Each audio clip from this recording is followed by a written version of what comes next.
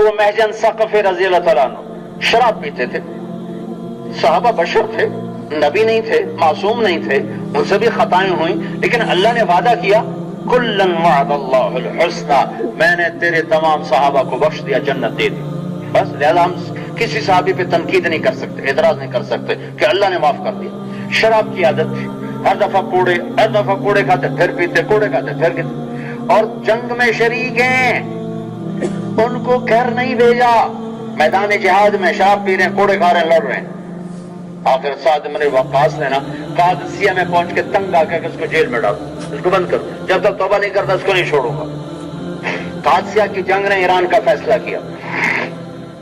جنگ 9 دن چلی ہے، 9 دن، ایک جنگ کا دن ہے، اور روم ایرانیوں نے صحابہ کو اکھاڑ دیا، اور یہ اکھڑتے پیچھے آ رہے ہیں. تو یہ دروازے سے دیکھ رہے ہیں کہ مسلمانوں کے قدم اکھڑ رہے ہیں، یہ بے ماہی بے آب کے مچھلی پانی کے بغیر تڑپ رہے، کیا کرو. اتنے میں حضرت سلمہ گزری،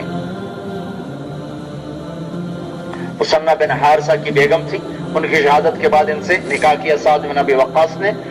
کہنے لگے سلمہ میری بیڑیاں کھول دے، یہ دروازہ کھول دے، مجھے ساتھ کا گھوڑا دے دے، تلوار اس کے ڈھال دے دے، میں اگر شہید ہو گیا تو ان سب کی جان چھوٹ جائے گی مجھ سے، اور اگر میں بچ کے آ گیا تو یہیں آ کے بیڑیاں پہن کے بیٹھ جاؤں گا. وہ کہنے کہ میں تو نہیں کرتی. ساتھ کو پتا چلا تو مجھے سزا دیں گے، ناراض ہوں.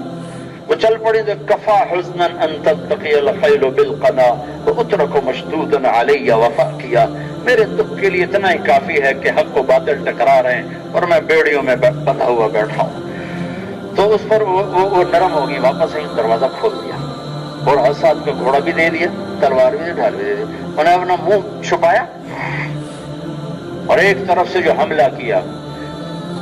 اب پہلے لشکر کی تعداد سنو، صحابہ تھے 30,000 اور ایرانی تھے 3 لاکھ. 3,30,000 میں ایک آدمی کیا کرے گا؟ وہ نظر کیسے آئے گا؟ لیکن پیا جس کو چاہے سہاگن ہوئی ہے، نہ کالی کو دیکھے نہ گوری کو دیکھے، پیا جس کو چاہے سہاگن ہوئی. پتہ نہیں کون سی خوبی ابو محجن کی میرے رب کو پسند تھی شراب پینے کے باوجود.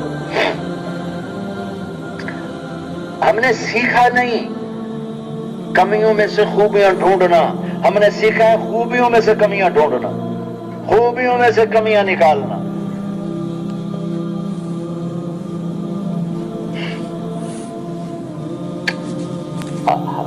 ایک طرف سے جو حملہ کیا ہے، کھلبلی مچ گئی، کھلبلی. جدھر ایرانیوں کا دباؤ دیکھتے وہاں شیر کی طرح جھپٹتے. اکیلے آدمی نے ایرانیوں کے دباؤ کو روک دیا، یہاں تک کہ رب ذوالجلال کی قسم سارے لشکر میں ایسے بجلی کی طرح بات پھیل گئی. اللہ نے فرشتہ بھیج دیا، چہرہ چھپا ہوا ہے، نظر نہیں آ رہا، اور رفتار بجلی ہے، آواز میں کڑک ہے، تلوار میں تیزی ہے، کاٹ بے خطا ہے. کون ہے فرشتہ؟ چونکہ جدھر جاتے تھے کائی کی طرف دشمن چھڑ جاتا تھا. اکیلے شخص نے 3 لاکھ کے مجمع کو روک کے پھر پیچھے ہٹا.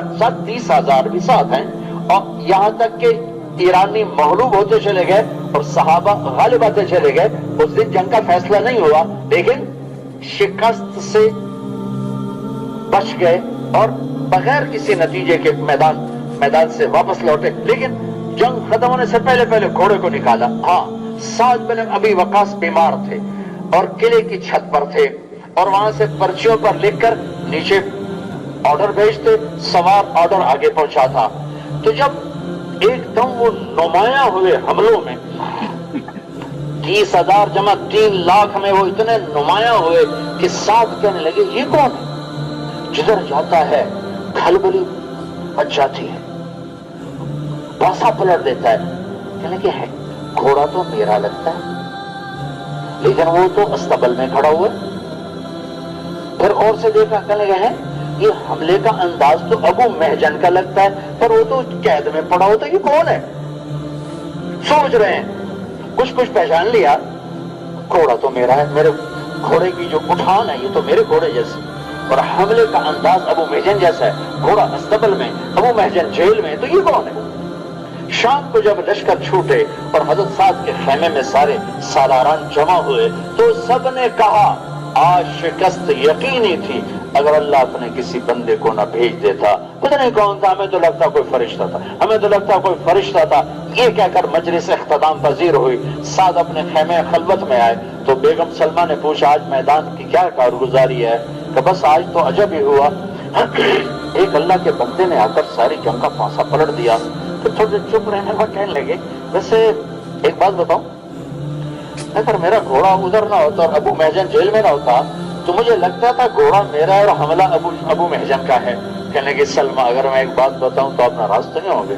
کہا نہیں، کہ وہ ابو محجن ہی تھا اور گھوڑا آپ کا ہی تھا۔ کہیں وہ کیسے؟ کہ میں گزر رہی تھی تو انہوں نے فریاد کی، میرا دل پسیجا، میں نے نکال دیا۔ سعد رضی اللہ عنہ ایک دم آنسو چھلک پڑے تو بلاؤ بلاؤ بلاؤ بلاؤ بلاؤ بلاؤ، ان کی بیڑیاں اپنے ہاتھوں سے کھولی، ان کو گلے کہ آج کے بعد ابو محجن تیرے اوپر کوئی سزا نہیں، جا جو مرضی کر۔ صحابہ کی زندگی پڑھو کیسے قدر کی، اپنے ساتھیوں کی کیسے قدر کی، اور ان سے ان کی استعدادوں کے مطابق کام لیا۔